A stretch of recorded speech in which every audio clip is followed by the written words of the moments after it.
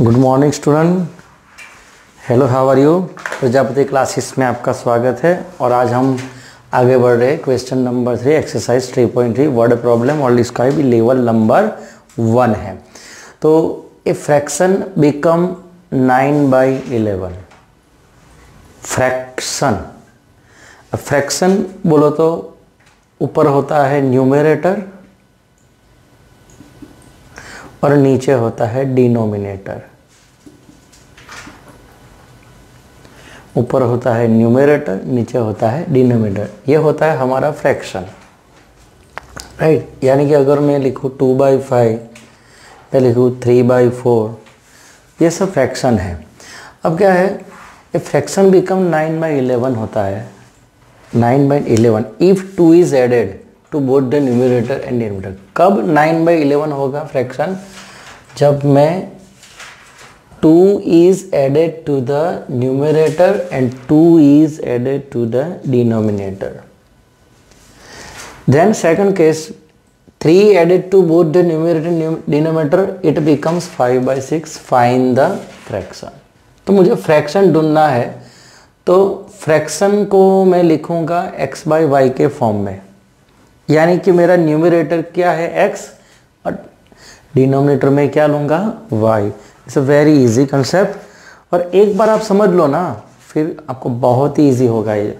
चलो, तो मैं यहाँ से लिख रहा हूँ। देखिए, मुझे न्यूमरेटर और डिनोमिनेटर को एज्यूम कर लेना है। न्यूमरेटर और डिनोमिनेटर को मुझे एज्यूम कर लेना है। So let numerator will be x and denominator will be y, so that fraction is equal to x/y। तो ये जो x/y है वो हमारा फ्रैक्शन है। x/y है वो हमारा फ्रैक्शन है। अब केस 1 ले लेते हैं हम। केस 1 क्या है? What is the case 1? Fraction होगा 9/11। चलो, फ्रैक्शन क्या है? Fraction equal to 9/11। यानी कि मुझे फ्रैक्शन पता है 9/11। लेकिन कब? If we added 2 in numerator and denominator, तो मेरा न्यूमरेटर क्या हो जाएगा? x है, x में मुझे क्या ऐड करना पड़ेगा? 2। उसी तरह मेरा डिनोमिनेटर y+2, क्योंकि बोथ में मुझे ऐड करना है। तो अब मेरा ये अगर मैं वैल्यू न्यूमरेटर डिनोमिनेटर की प्लेस कर दूं, तो मेरा फ्रैक्शन हो जाएगा x+2 upon y+2 is equal to 9/11। तो ये हमें कंडीशन फर्स्ट गिवन थी। चलो, द्रौपदी को साड़ी, ब्रैकेट लगा दो और क्रॉस में जाते हैं तो 11 into bracket x+2, 9 into bracket y+2। This is small bracket we use. So that now multiply 11x plus 11 2s are 22, 9y plus 9 2s are 18. We can arrange this, so we can get the value of equation is 11x minus, ये 9y क्या हो जाएगा? Minus is equal to 18 minus 22. So that now 11x minus 9y is equal to -4. This is our equation number 1। समझ में आ गया कैसे करना था? फ्रैक्शन मुझे दिया था, लेकिन अगर कब ये फ्रैक्शन होगा? जब न्यूमरेटर में 2 ऐड करूँ, डिनोमिनेटर में ऐड करूँ। हमारा न्यूमरेटर कितना था x, उसमें 2 ऐड किया। डिनोमिनेटर कितना था y, उसमें 2 ऐड किया। तो हमारा फ्रैक्शन ये हो गया अब जिस गिवन, राइट। चलो, अब हम केस 2 में जाते हैं। Case 2, discuss about the case 2. Okay, so 3 is added to both the numerator and denominator. चलो, तो इन केस 2 न्यूमरेटर क्या हो जाएगा, पहले x था, अब कितना ऐड करना है मुझे, 3 ऐड करना है। उसी तरह डिनोमिनेटर भी y प्लस 3 हो जाएगा एंड फ्रैक्शन बिकम, अब फ्रैक्शन क्या हो जाएगा हमारा 5/6। तो इसको रिप्रेजेंट करते हैं हम, तो ऐसे कुछ होगा। न्यूमरेटर हमारा है x प्लस 3, डिनोमिनेटर है y प्लस 3 और फ्रैक्शन है हमारा 5/6। द्रौपदी को साड़ी पहना दो। चलो क्रॉस मल्टीप्लाई जाएगा तो x 6 into bracket x plus 3, 5 into bracket y plus 3, so that 6x plus 18 is equal to 5y plus 15। Therefore 6x minus 5y is equal to 15 minus 18। ये मल्टीप्लाई कर दिया। उसके बाद 5y को left side, so plus is minus, 18 right side, so it is plus minus. Sign are change, so we now get the second equation. ये हो गया हमारा सेकंड इक्वेशन, राइट। अब फ्रॉम 1 एंड 2 हमें आंसर लाना है, कोई भी मेथड करके एलिमिनेट करो या फिर आप सब्सटीट्यूट करो या फिर क्रॉस में जाओ। मेरा तो बेस्ट है कौन सा है, elimination method is the very easy. So now we go for from 1 and 2। तो मैं ये जो इक्वेशन है किसको हमें निकालना है, चलो मैं y को निकालता हूँ। तो 9 और 5 का एलसीएम कितना होगा, 45। सो आई मल्टीप्लाई दिस इक्वेशन विथ 5। चलो मैं ये इक्वेशन मल्टीप्लाई दिस इक्वेशन 5 और ये जो इक्वेशन है उसको मैं 9 से मल्टीप्लाई कर दूंगा। रहने दे रहने दे रहने दे रहने दे रहने दे भैया, कुछ मत करो कुछ मत करो, so not necessary. So that multiply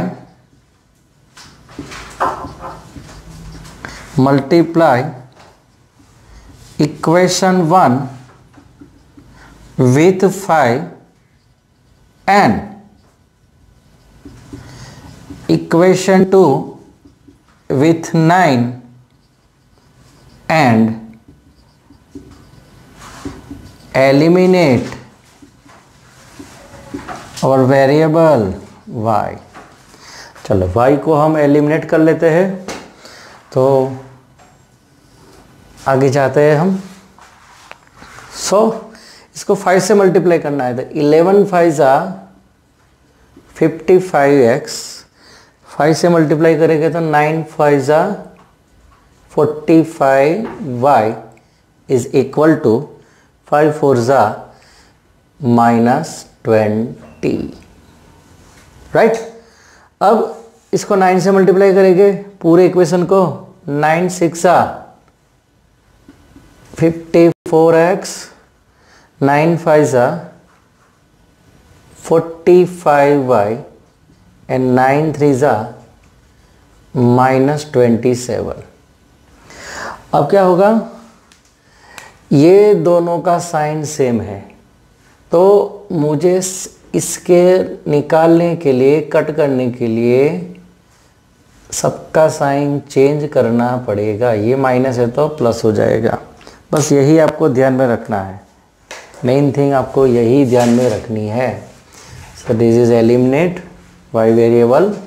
so 55 minus 54 is equal to x। So x is equal to अब प्लस 27 माइनस 20 यानी कि 7। So I get the value x is equal to 7। Put this value in equation 1। Put the value of x in equation 1। Equation 1 हम लिख लेते हैं वापिस एक बार, 9y minus 4, put this value 7। So 11 into 7 minus 9y is equal to minus 4। So 77 minus 9y is equal to minus 4। तो क्या होगा, 9y यहाँ पे प्लस हो जाएगा, उस साइड जाएगा तो 77 plus 4 is equal to 9y. So 81 is equal to 9y. So 81 divided by 9 is equal to y. So that मुझे y कितना मिला, 9 मिला. So I get the both the value x and y. So last में क्या find करना है मुझे, fraction. तो फ्रैक्शन हमारा क्या हो जाएगा, x बाई वाई. ये x बाई वाई हमारा फ्रैक्शन है. सो और value is 7/9 is our answer. समझ में आ गया अच्छी तरह से? ओके. तो 5 years hence the age of Jacob will be 3 times that of his son. यानी कि ये एज वाला सम है. एक फादर और उसके सन की बात हो रही है. तो क्या ढूंढना है वो पहले आप देख लीजिए. What are their present age, अभी हाल में उनकी एज कितनी होगी. तो एज वाले कोई भी सम हो गया, आपको प्रेजेंट एज ही फाइंड करना पड़ेगा. तो 5 years hence the age of Jacob will be 3 times, यानी कि 5 साल के बाद जो फादर है उसका एज उसके सन से 3 गुना ज़्यादा होगा. 3 गुना है. तो ये हमें एक जैकब की एज का एक वेरिएबल लेना है और उसके सन की एज का एक वेरिएबल लेना है. अगर मैं जैकब की एज का एक वेरिएबल ले लूँ x और सन की एज का वेरिएबल ले लूँ मैं y, तो x will be 3 times the y, but 5 years means after the 5 years, right? तो first of all let assume करते हैं, लेट प्रेजेंट एज क्या लेना है हमें, present age of Jacob. Jacob यानी कि वो फादर है, is equal to x years. कुछ किलो में तो केजी में तो एज नहीं मिलेगी, रुपीज़ में तो एज नहीं मिलेगी, इसके पास मुझे क्या लिखना पड़ेगा, ईयर्स. चलो अब क्या करना है, उसका सन. हाँ, तो प्रेजेंट एज ऑफ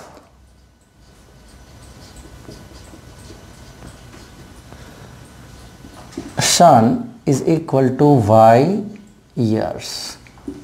ये हो गया उसका प्रेजेंट एज. तो अब नेक्स्ट हमें क्या करना है, देखो फर्स्ट केस 1 ये है, 5 years at the age of Jacob will be is the future. So अगले 5 साल के बाद जैकब 3 times his son. अगले 5 साल के बाद आप सोचो अपने आप में, अगर आपके अंदर 5 साल और जोड़ दे, अभी आप 10th में हो तो आप 15th में आ जाओगे, और 15th कोई स्टैंडर्ड है नहीं. तो क्या होगा, अगर आपने क्या किया है, अगर MBBS किया था, MBBS के आपके 3रे साल में हो गए, 11-12 करोगे तो 2 साल हो जाएगा, और उसके बाद ऊपर 3 साल. अगर आपने BSc किया तो आप फाइनल में हो गए. यानी कि आप फ्यूचर की बात हो रही है, आफ्टर एज विल बी. तो मुझे जो अभी एज है उसको 5 साल आगे ले जाना पड़ेगा. जो जैकब का उसका फादर का है वो वहाँ तो वहाँ रहेगी नहीं ना अभी तक. अगर वो 40 का है तो 40 का थोड़ी रहेगा, और अगर ये 20 का बंदा है तो वो 20 का भी नहीं रहेगा. 5 साल दोनों में ऐड करने के बाद सिचुएशन क्या है कि जैकब 3 times हिज सन. 5 साल अगर मैं ऐड करूंगा उसके बाद ये सिचुएशन आएगी. सो केस वन क्या है, आफ्टर 5 years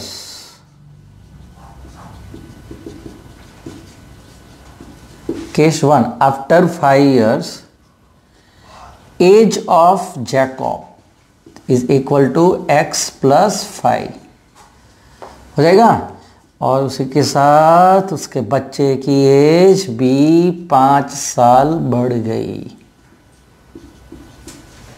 चलो ईयर्स हो गया. अब क्या है कंडीशन, अब क्या है, अब Jacob will be 3 times his son. अब यानी कि after 5 years this one is 3 times this one. तो अब इक्वेशन क्या होगा हमारा, x + 5 is equal to 3 into bracket y + 5.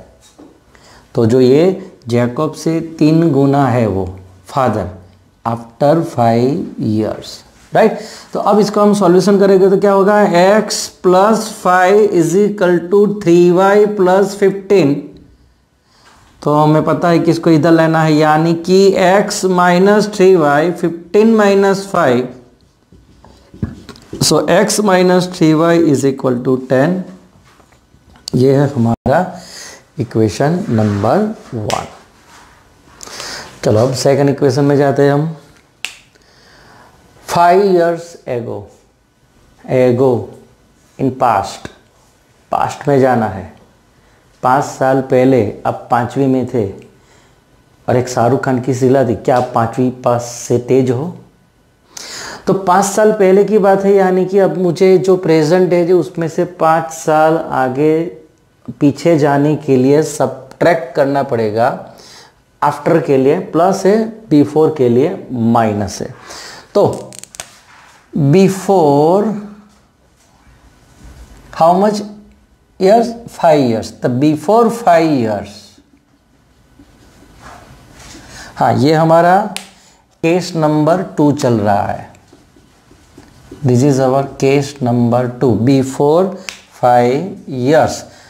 किसका एज ऑफ फादर यानी कि Jacob x minus 5 years। Okay, then age of son, तो वो भी 5 साल छोटा हो जाएगा। टाइम मशीन लेके आते हैं, पीछे चलते हैं, आगे चलते हैं, क्या क्या होता है पता चल जाएगा, क्यों? चलो तो अब क्या है condition after before 5 years, 7 times that of his son, 7 साल बड़ा हो गया वो। फादर उससे सन से 7 साल, 7 गुना ज़्यादा है। तो x minus 5 equal to y minus 5, ये तो गलत है। ये फादर ये और इसका सन इक्वल रहने से, लेकिन ये फादर उससे 7 टाइम्स, उसके क्या 7 टाइम्स हो जाता है was. So x minus 5 is equal to 7y minus 35। ये यहाँ पे, ये यहाँ पे, तो x minus 7y minus 35 plus 5, so that x minus 7y minus 30, this is our equation number 2। बहुत बढ़िया है ये। चलो अब हमें सॉल्यूशन लाना है, बहुत ही ईजी। अब देखो दोनों में x वेरिएबल जो है वो लुका पार्टी है, तो उसको ही एलिमिनेट कर देंगे from 1 and 2। From equation 1 and 2, तो ये इसको ऊपर ले लेते। चलो x minus 3y equal to 10 and x minus 7y minus 30। अब मुझे क्या चेंज करना पड़ेगा, अगर x को मुझे काटना है तो अपोजिट साइन लगाना पड़ेगा। ये प्लस है तो माइनस, ये प्लस, ये प्लस। ओके, अब ये इजीली कट हो गया। सो दैट अब ये 7y का साइन प्लस है, 7y का साइन प्लस है, यानी कि प्लस 7y और माइनस 3y, कितना बचेगा प्लस 4y। अब इसका साइन प्लस है, इसका साइन प्लस है, यानी कि ये कितना हो गया 40 हो गया। चलो तो अब y equal to 40/4, so y equal to 10। चलो पहला आंसर हमारा आ गया। सेकंड आंसर के लिए हम किसी भी इक्वेशन में हम वैल्यू पुट कर लेते हैं। Put the value of y in equation 1। Put the value of y in equation number 1, so x minus 3y equal to 10. In place of y we have to put value of y is equal to 10, so x minus 3 into 10, so x minus 30 equal to 10, therefore x is equal to 10 plus 30, so our answer is equal to 40 years of age of Jacob. Last में answer लिख लेते हैं। सो x equal to मुझे कितना मिला 40 और y equal to 10 years. This is our answer. अच्छी तरह से इसको ऐसे ब्रैकेट में बंद करके लिखना है पूरा।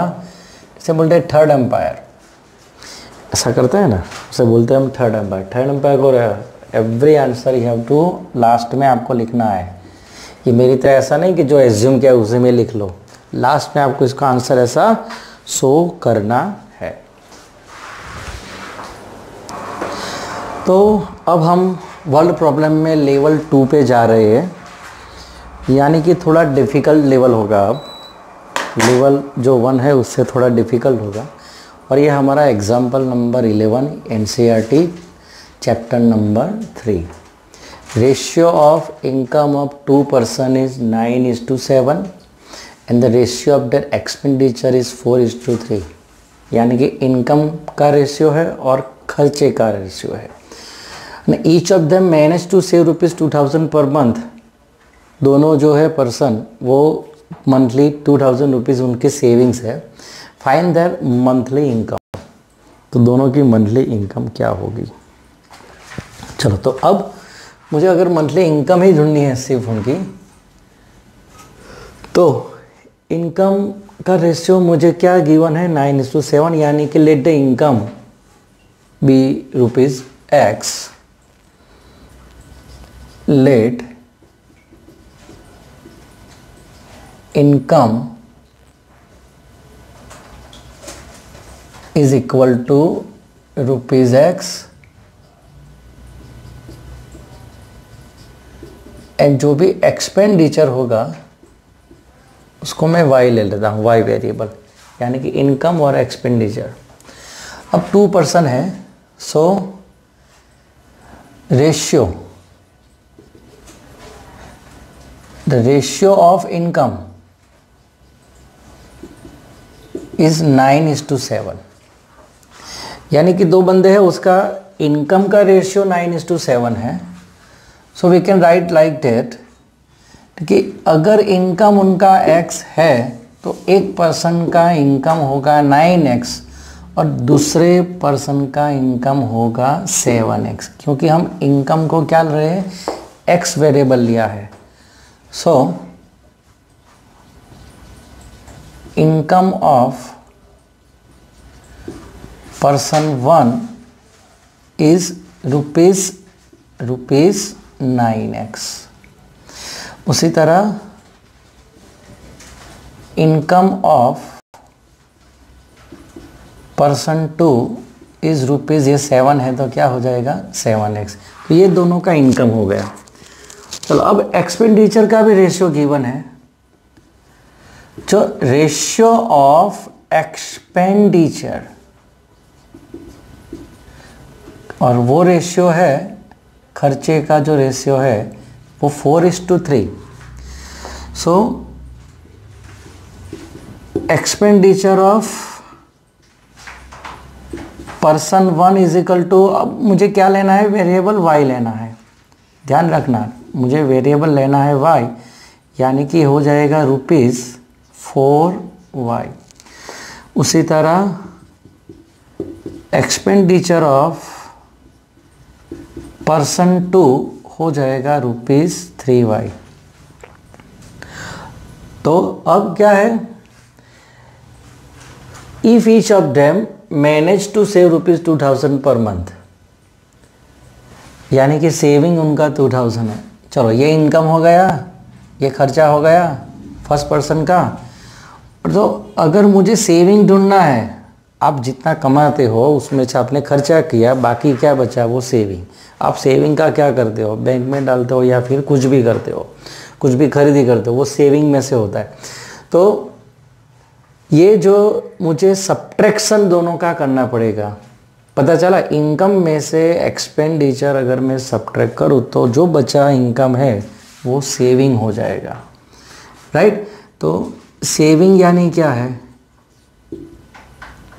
इनकम माइनस एक्सपेंडिचर, ये हो जाएगा सेविंग। और दोनों का सेविंग कितना है? दोनों का सेविंग 2000 है। सो अकॉर्डिंग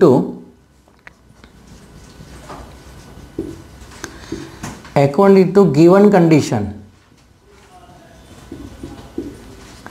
इनका जो गिवन कंडीशन उसके अकॉर्डिंग में अगर बनाने जाओ तो फर्स्ट का इनकम है, फर्स्ट पर्सन का क्या है 9x, उसमें से उसका सब्ट्रैक्शन करो, एक्सपेंडिचर कितना है 4y, सेविंग मुझे कितना मिलता है 2000, राइट। उसी तरह आप सेकंड पर्सन की बात करो तो उसका इनकम है 7x, उसका खर्चा है 3y यानी कि -3y, सेविंग दोनों का सेम है, सेविंग दोनों का सेम है। तो ये हो गया हमारा इक्वेशन 1 और इक्वेशन थोड़ा सा अलग है, बाकी जो सम रहता है उससे थोड़ा सा ये अलग है। चलो अब हमें अगर y को एलिमिनेट करना है या फिर x को एलिमिनेट करना है, क्या ढूंढना क्या है, मुझे ढूंढना क्या है, इनकम ढूंढना है, यानी कि मुझे x ढूंढना है। तो हम y को निकाल लेते हैं। चलो y को निकालने के लिए 4 और 3 का एलसीएम कितना होगा 12, यानी कि ये जो इक्वेशन उसको 3 से, ये वाला इक्वेशन को हम 4 से मल्टीप्लाई कर देंगे, right. So multiply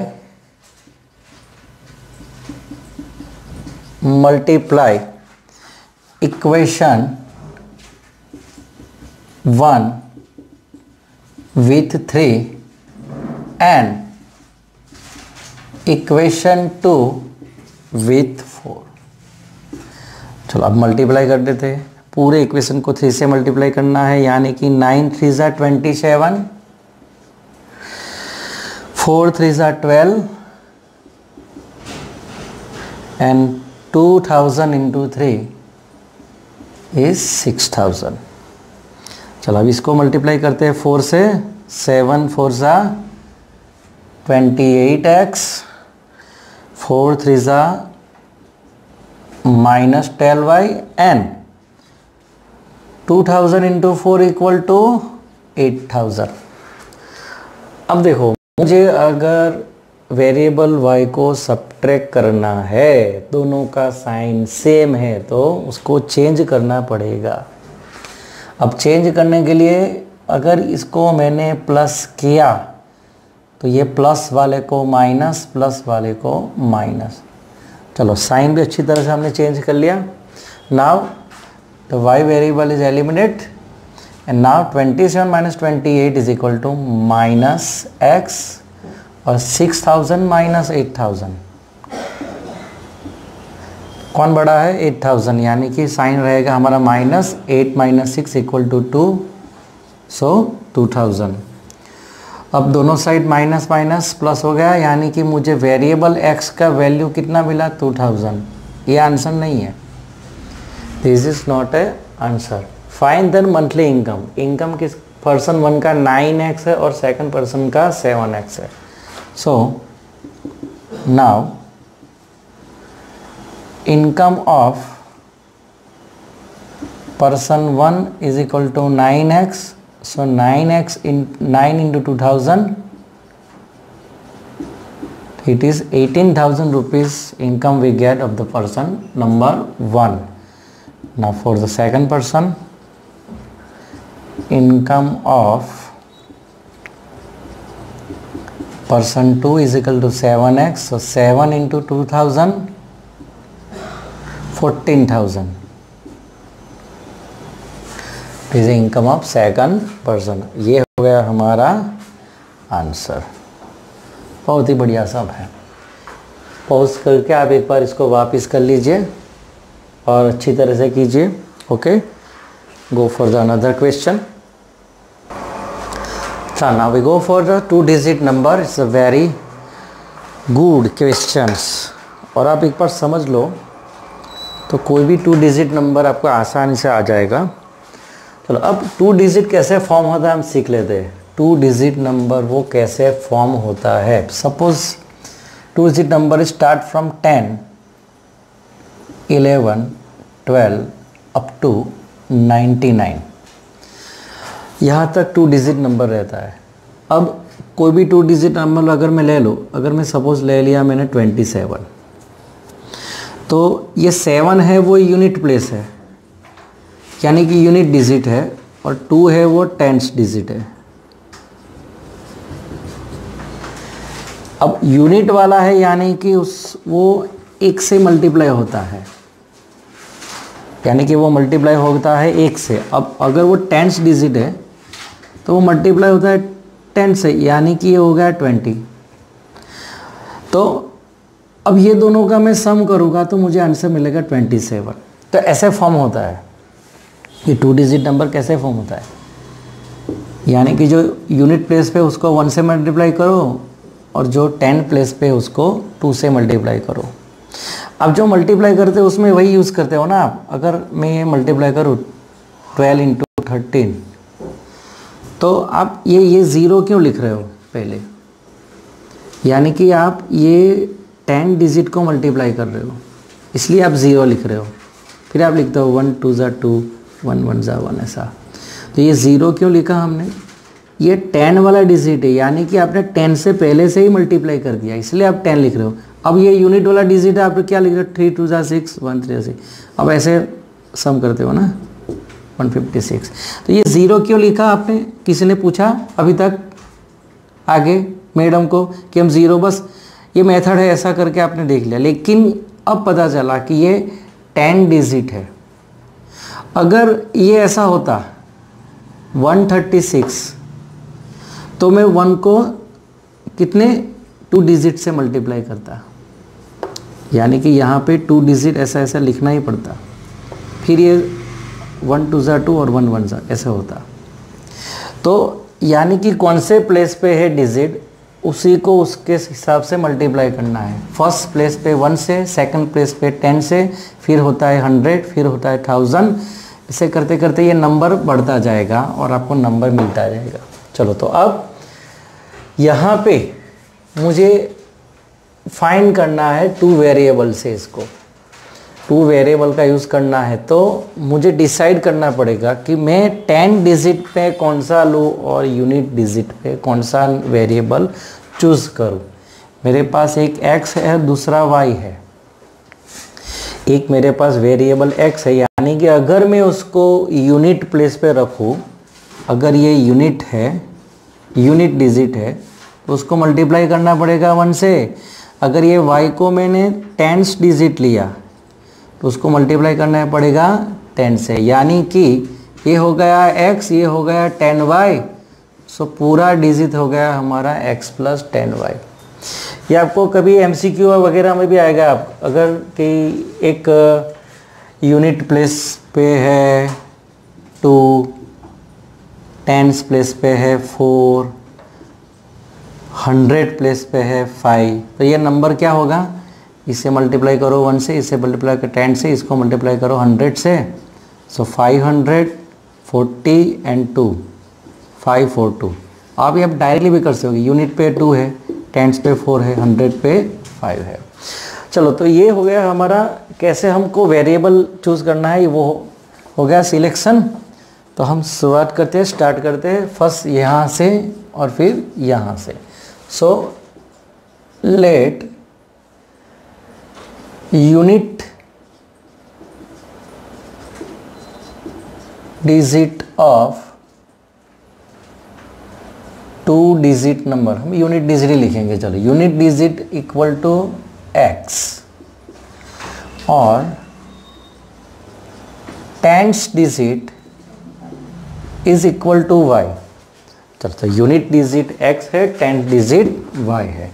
so that our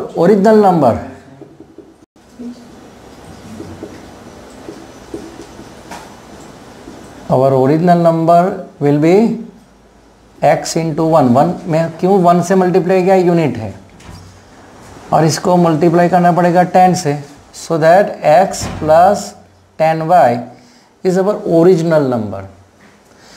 अब अगर आप पूरा सम पढ़ोगे तो अगर उसमें कहीं पे भी आपको ऐसा लगा कि रिवर्सिंग ऑर्डर, तो आपको उसके साथ ये भी शो कर दो तो अच्छा रहेगा। क्या कि भाई अगर मैंने डिजिट को रिवर्स कर दिया, अगर मेरे पास 12 है और डिजिट को रिवर्स करे तो 21 हो जाएगा। तो जो यूनिट डिजिट था वो 10 हो गया और 10 वाला यूनिट हो गया, राइट। तो after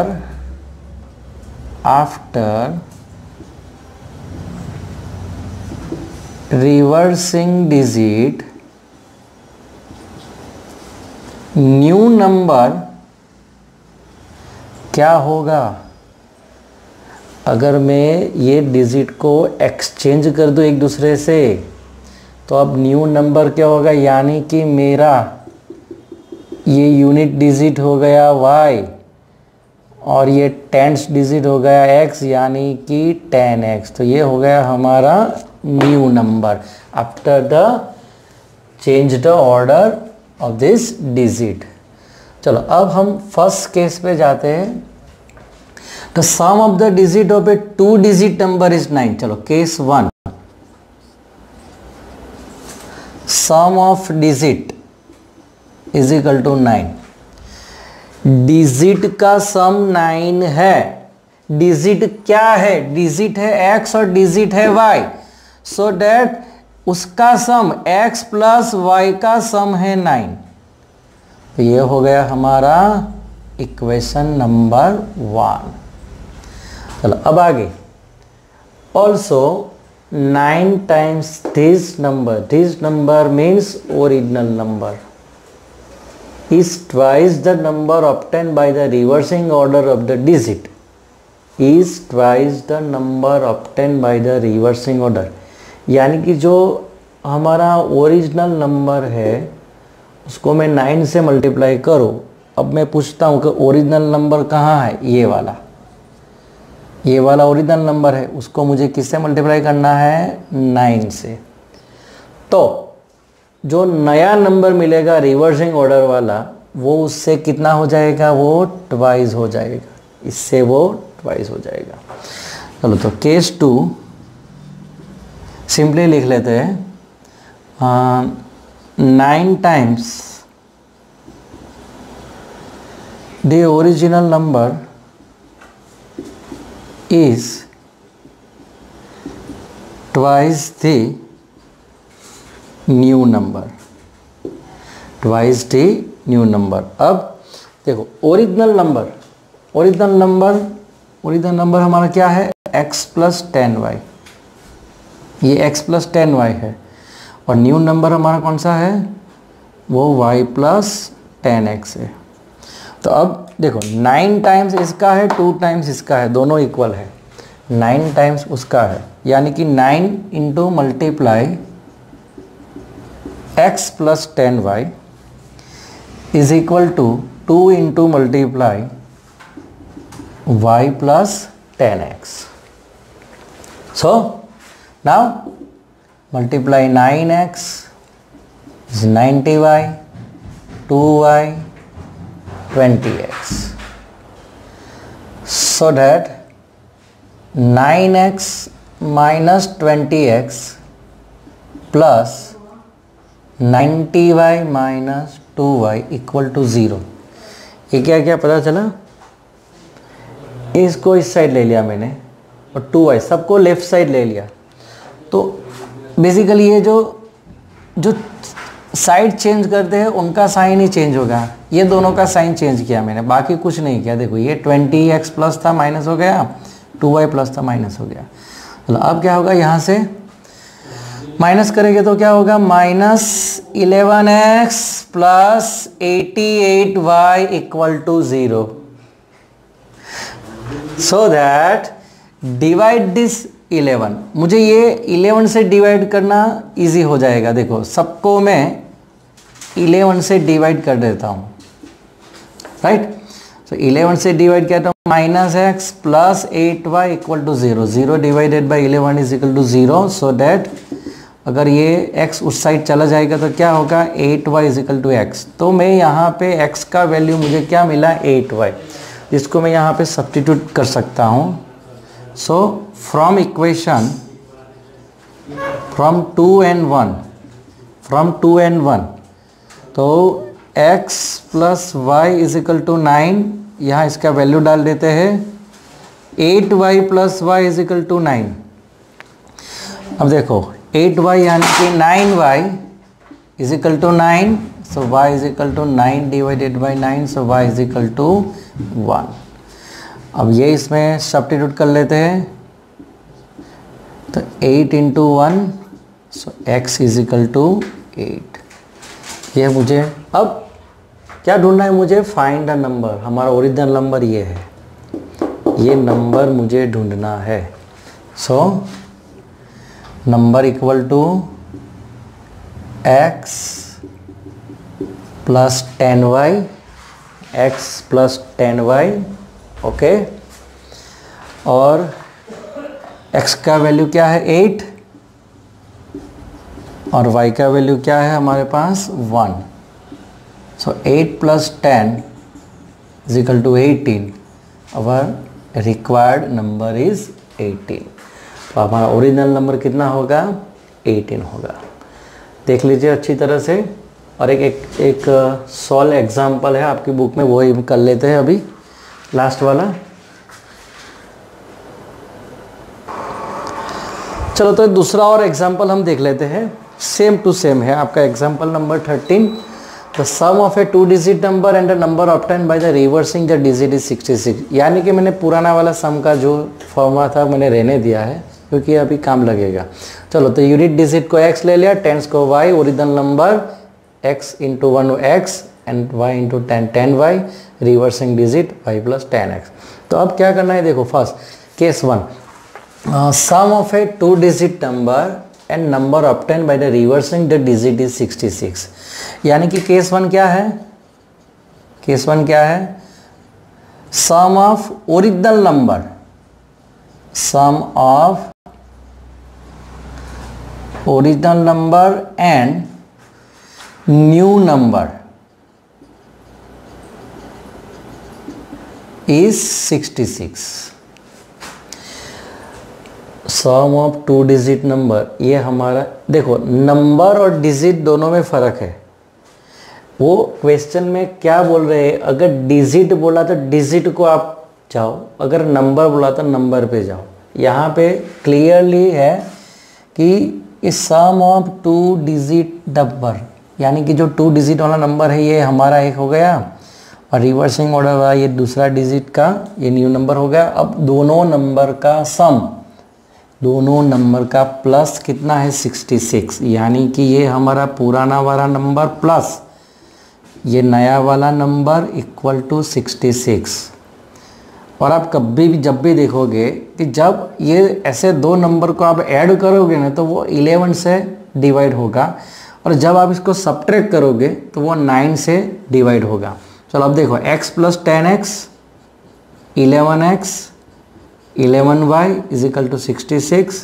सबको हम 11 से डिवाइड कर देंगे, so x plus y is equal to 6. ये हो गया हमारा इक्वेशन नंबर 1.